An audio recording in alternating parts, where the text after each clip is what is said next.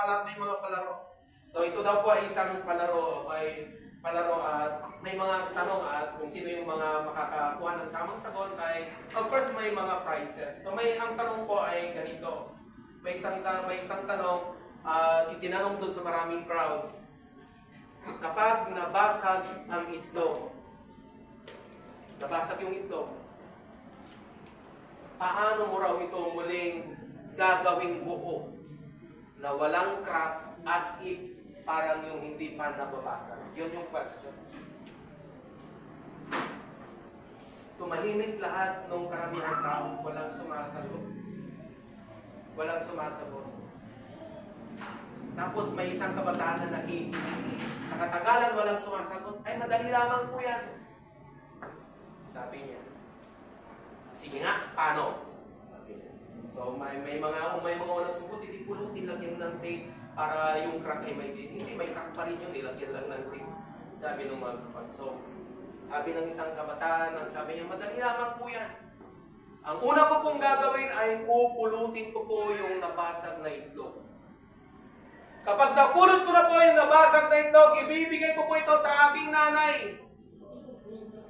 At ang sabi ni Nanay Feli, ipiprito ko ito. Ang sabi niya. At pagkatapos kong maprito, didikdikin ko ng pino at ipapakain ko ito sa inahing na manok. At kapag ilang buwan na ulit lamang, ay mangiitlog na ulit yung manok ng buo, walang halong, walang basag. Kapatid, sa araw na ito, maaari yung buhay mo ay sinasabi mo, walang saysay ang aking buhay. Puro naman kalikuan ang aking buhay. Puro naman walang ginagawa. Wala naman akong may tutulong na mabuti para sabihin natin, may layunin ako sa gawain ng Panginoon. Ang sabi po ng Biblia, bumalik ka sa iyong manlilikha. At hayaan mo na ang Diyos ang kumilos sa buhay mo upang yung basag-basag na buhay mo ay muling buuin ng Diyos. At kapag yan ay pinahayaan mo na yan ay gamitin ng Panginoon, iayos ng Diyos, yan pa ay magiging kaaya-aya at yan ay magsaserve sa kanyang purpose. Magiging maganda. Yung proseso ay mahapdi. Yung proseso ay hindi maganda. Yung proseso ay minsan ay talagang iiyak ka. Ngunit kung yung buhay mo na basag na yan ay sinurrender mo sa Panginoon, yan ay pinagamit mo sa Panginoon, bubuuin yan ng ating Diyos. At ikaw ay tatayo na isang malakas at matatag na Kristiyano na nagpapatuloy na naghahayag ng kanyang kabutihan. May purpose ang bawat isa sa ating mga kapatid. Kaya huwag nating sabihin na wala akong saysay, wala akong magagawa, wala akong makakaya. May magagawa po tayo. Ang ating gagawin ay una, ilapit at ibalik natin ang ating sarili sa Diyos.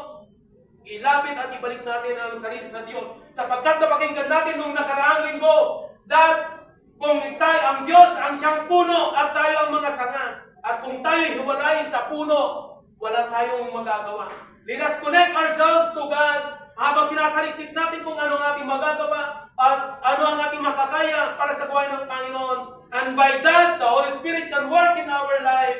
And when the Holy Spirit work in our life, we can do things wherein we can serve others that will serve us to glorify and exalt the name of our Lord Jesus Christ. Following Jesus Christ is not a path of endless wandering. Hindi po ito isang daan na kung saan ay wala kang patutunguhan na kumbaga ikaw ay lumakad at sasabihin mo, saan nga ba ako pupunta? Maaaring naranasan natin minsan may plano tayo pero pagdating mo sa isang lugar, saan ba tayo pupunta? Hindi mo alam kung anong direksyon, hindi po ganoon ang paglilingkod natin sa ating Panginoon. Following the path of Jesus Christ is not wandering. It is a journey of purpose and meaning. It is a journey of purpose and meaning. Kapatid, ikaw ay may purpose. May layunin sa iyo ang Diyos. May layunin sa iyo ang Diyos. Gawin natin kung ano ang ating makakaya. He has created us for good works.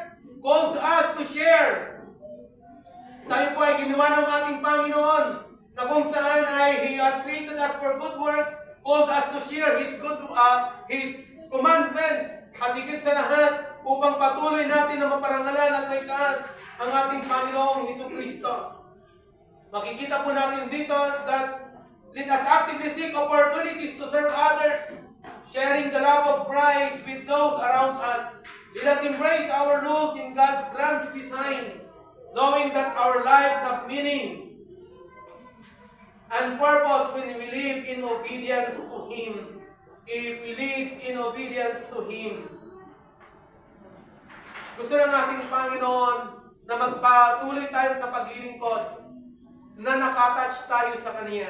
At kung yung buhay natin ay na nakatouch sa Panginoon, we can feel na yung purpose na hinahanap natin sa ating buhay, yung void na minsan ay parang mayroong kawalan dyan sa buhay mo, ay mapupunan sapagkat ito ay pangako ng Diyos. Let us embrace this purpose, seeking to discover our unique roles in God's kingdom and making a difference in this world. Lagi ko naririnig kay Pastor Lorna, maliit lamang po tayo na iglesia. Maliit lamang po tayo sa isang sulok ng Imus. But we are making a difference. We are making a difference. Let us commit to prayerfully seeking God's guidance in discovering our individual purposes. Kumusta ang sa self-evaluate, sa ating self-reflection, ano ang nakikita natin sa ating mga sarili? Tayo ba ay hindi kagamit-gamit? Tayo ba ay walang saysay? Naniniwala po ako na hindi po tayo inilagay ng Diyos sa lugar na kinalalagyan ng walang dahilan. Let us actively seek opportunities to serve others, sharing the love of Christ with those around us. Let us go forth and make a difference, reflecting the glory of God in all that we do. Reflecting the glory of God in all that we do. My brethren, in this morning, God has a purpose in each and every one of us. And we are part of His grand design. And we are unique. Each and every one of us is unique. The skills, the abilities, the talents that we have are all unique. But if those unique talents, skills were combined, especially for the glory of God, it will make a great difference. So let us pray. Heavenly Father, we thank you once again for this morning, for you continuously taught us that we have a purpose. We have a purpose of it. Thank you for your word. Thank you for strengthening us. And thank you for your grace. And thank you, Lord, for the knowledge that apart from you, we can do nothing. Thank you for bringing us this message.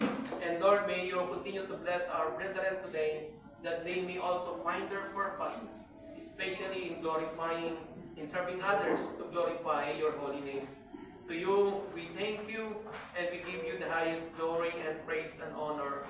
This is our prayer in Jesus' name.